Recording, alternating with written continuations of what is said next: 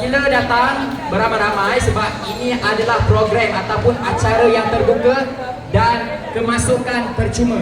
Tak ada pendaftaran, difahamkan tak ada pendaftaran apa-apa selama 2 hari bermula 16 hari bulan Mei dan juga esok yakni hari Ahad 17 hari bulan Mei kita ada ni memang nama yang sangat panjang tapi korang boleh sebut saja Festival Kencana Seni. Okey? Jadi kepada ibu dan bapa yang mungkin ada buat video ke, gambar ke, bolehlah masuk ke media sosial atau muat naik dalam media sosial masing-masing, letak hashtag Festival Kencana Seni dan jangan lupa juga tag atau mention MyMoTac, MYMOTAC, sebab ini adalah event kerjasama dengan Kementerian Pelancongan Seni dan Budaya dan kita akan expect VIP ataupun tetamu kehormat kita yang mewakili MoTac. Okey, jadi kita ada dalam setengah jam lah, dalam setengah jam kira-kira sebelum program kita bermula dan kita akan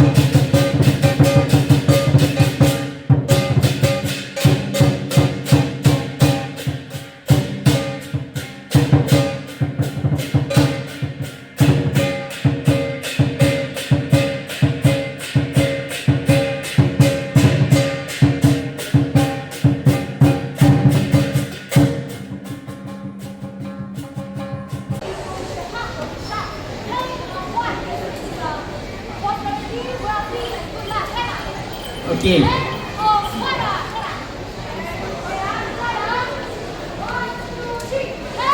Hang Wada.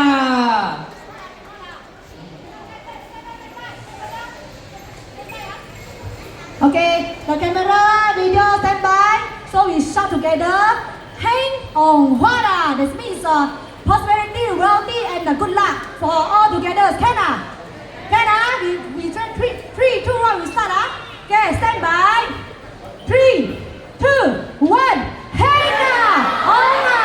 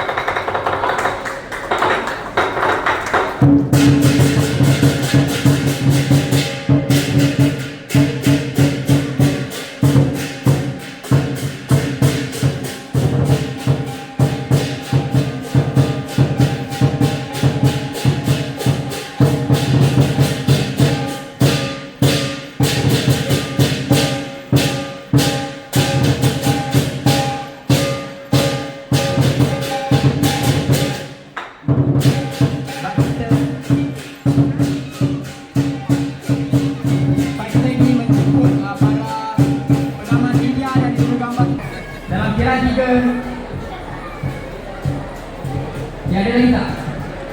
Baik, semua juru gambar, juru foto ada ya? Okey, semua langsung boleh? Adik, okey, kita nak ingin menjemput adik daripada pasukan tayang sini untuk ke depan boleh tak? Baik, dalam kiraan ya, semua langsung 1, 2, 3. Okey, untuk langsung senyum sikit. Yang kat belakang tu tak nampak, kalau boleh ke depan sikit. Dah. Ada nak buat freestyle tu? Tak ada. Nampak? Yes. Okey, baik. Dan Selangor. Berikan sambutan dulu.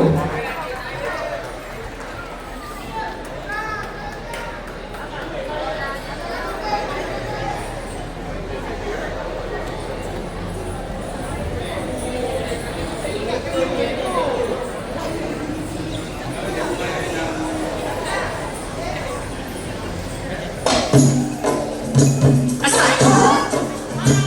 dua, tiga, empat.